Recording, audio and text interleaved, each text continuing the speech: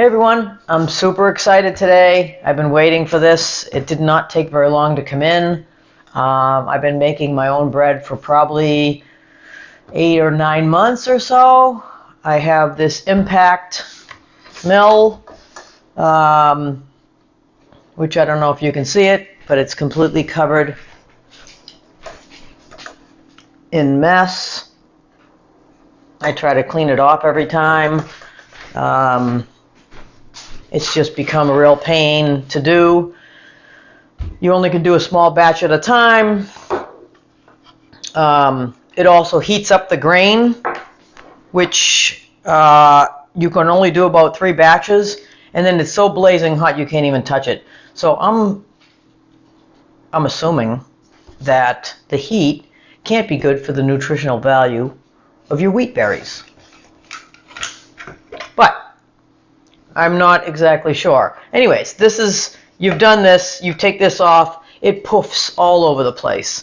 And again, it's an Impact mill. It doesn't make the flour very fine. So I've been struggling to sieve it and then regrind the stuff that's not gone through there. It's still very coarse to me. My bread, I love my bread, but it's very, very coarse. The flour is not very fine, right? If that makes any sense. Anyways, so I decided to do some research on the Mockmill. I don't have any counter space. You can see my lovely mixer is over there because I'm using it all the time now. I used to have my food saver over there because I buy things in batches and I usually prep them and put them away in the freezer. I've also gotten away from plastics. I try to do as much stuff in glass as possible, so I've moved that into the other room because I'm using this more. And the larger Mockmill, like the 100, the plastic one, and the big wood one are beautiful and all, but they take up a ton of space. They have the same stones as the other two. This is just in a compact size. I've also re-greased and changed out the gears in that because the person that was using it before was obviously not using it on the stir when they were doing heavy batters. When you're doing a heavy batter, if it's stone ground wheat bread, which is very heavy, you're going to be kneading it, right? So you're going to be doing it, turning it and doing it. The machine cannot be on 100 miles an hour. You will strip it out immediately. It's a given. There's a worm gear in there that strips out if you look at it crooked. Anyway, so that's what she did. I asked her, were you doing heavy duty cookie dough? She said, oh, yeah. Well, here's the thing. You got your bowl and you got your spoon and you got, say, chocolate chip cookies. It's hard to mix it together, isn't it? You're like, you have to take your time. You have to mix it. Well, think about if you put your KitchenAid on anything but stir. You put it on stir, you want it to go slow. Think about your arm, how slow your arm goes. That's as fast as you want it. If you put it on any faster than that, you're going to break it. Anyways, so my KitchenAid is done. It's re-greased. The gears were changed. It's taking up the only space I have in my kitchen. My sink is around the corner. Toaster oven's on the counter over there. It's very small. And basically you can see my microwave is a corner unit sitting on a little tiny cabinet because we have no space. So that was the reason why I decided on this model. I'm very excited. Let's open it up and see. If you hear little footprints, I have my dog and I am babysitting. So if you hear toenail marks on the floor, tiptoeing around, that's from them. Okay. So this came in a big box with cardboard all around it, which I'm very happy because quite a few things that I've gotten ordered online lately have been shipped in just their original box. It comes all damaged and everything. Anyways, so this is packed in here nicely. I see this little. This is the screw that you replace yours with.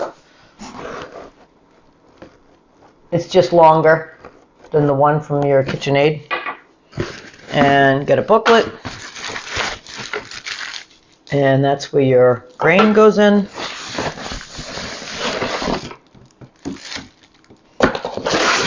Okay.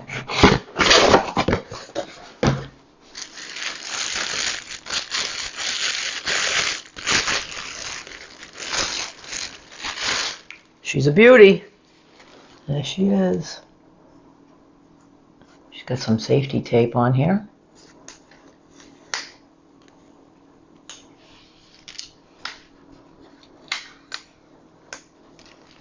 This goes down into your bowl. I don't think it comes off. Has a nice little hook. When you're done to hook that up with, this is what goes into your hub right here. And that's where your grain fills. This is your settings here for your mill, for your stones. You want it to be finer, you turn it to smaller. Larger grain will have the larger spot there. All right, let's go over to my mixer. Let's see what we got here.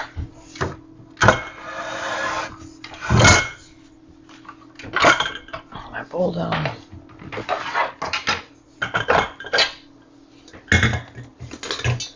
I made this little cover, by the way. You just measure your bowl diameter, add 2 inches on each side. You just get a little bit of stretchy elastic, and I got this cute little pattern. And you just, you hold on to one side, and you get it around in there. And if you're cooking all the time, it's wonderful because your bowl stays nice and clean.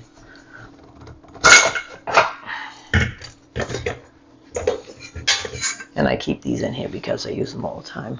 This hub cover doesn't come off, so you just lift it up. But this is the screw that came with it. See how short it is? You wouldn't be able to screw it in because that sticks out. So you see the length? They give you a long one. All right. I'm going to put the mill on large just to try it. Make sure there's nothing in there. Everything looks good. So there's a little pin here. Oops, where am I? Oh, you can see that. There's a little pin here which fits in with your mixer. Let me turn that. Here's the pin groove right here. I don't know if you guys can see that. So basically I'm going to tilt this down. Wiggle it till it goes in. Make sure it makes contact and put your pin in. My first time doing it, so they have to give me a second. Okay. Always make sure that's off before you plug it in. This just goes in here.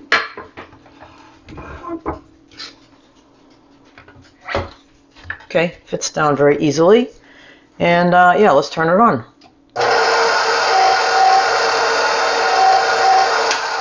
Now, what I found out from all my research is if you want it really fine, you turn this to the finest setting on top.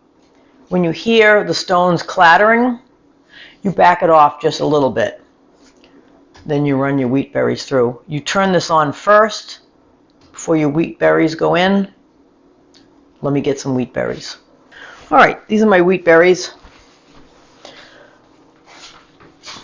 This is a company in Washington.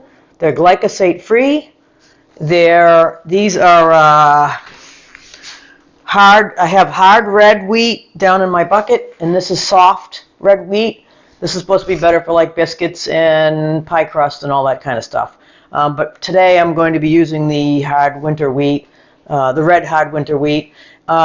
This is glyphosate free. It's the only thing I can eat that doesn't make me sick, for one thing, because I gave up bread years ago. Also, it doesn't spike your blood sugar. So that's a given, right? We don't want our blood sugar spiked. It doesn't matter whether you're sick or not. So, best thing to do is eat a little fiber first before you eat anything. But here's the thing.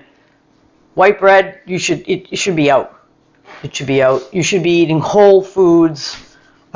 This company is awesome. Family run, 10th generation. I'll put a link down in the description. I buy this on my own. I'm not sponsored. They're just fabulous. I've been getting my berries since I started making my wheat and using my wheat bread and using my impact grinder. So I'm pretty excited to make fine. I want to feel it.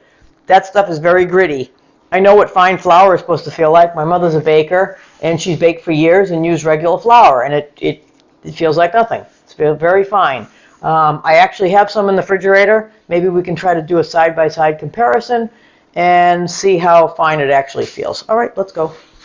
And I grind it in the impact, and it's very hard to measure it, so I just do batches, and then whatever is left I put in the fridge, because this will spoil with the oils. I mean, I make bread once a week, so I'm really not concerned that I've ground it, say, 5 days in advance. So basically I grind enough to make bread, 2 loaves of bread, and then I'll have about this much left over, which obviously I can't make 2 loaves of bread out of this.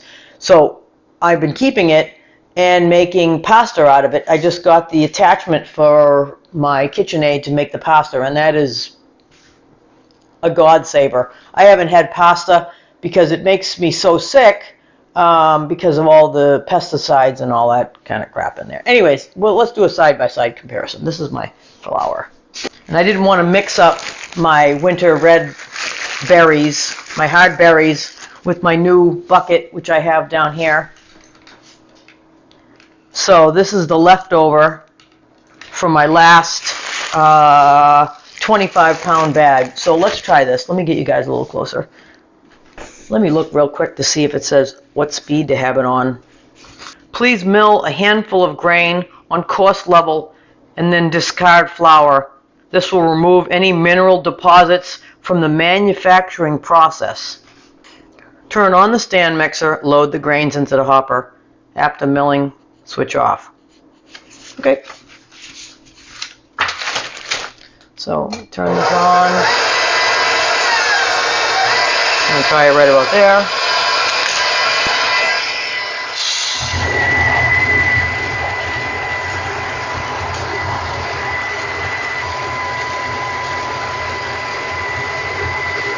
You can see that's coarse. I probably didn't need to put that many in there. I don't know what happened. I had my mic on. But anyways, I'm just checking to see if the mill sounds like it's done. And we're going to do a side comparison. Now, my flour from my impact seems finer. I'm testing it here. And that's from the Mockmill. It seems very coarse to me. I had it on the finest setting, but apparently after reading the directions and looking online again, you can dial it down for the stones to be even closer together. So that's just marking on the cover of the Mockmill. You can actually turn it past the smallest setting and you can get it finer. So I'm going to do another test batch after this. Okay, so I'm going to start another test batch, and I'm checking to see what the temperature of my machine is. I noticed the best number to have it on is number 4. It doesn't make the KitchenAid heat up as much. The Mockmill is not heating up. The flour is much finer. I'm just testing it there, so I'm happy with that. All right, this is my last test here, and I reach in, it is much finer.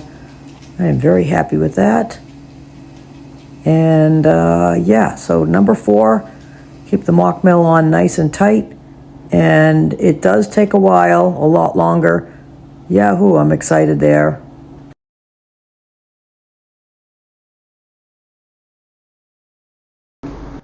All right, everybody, that's going to be a conclusion for the Mockmill.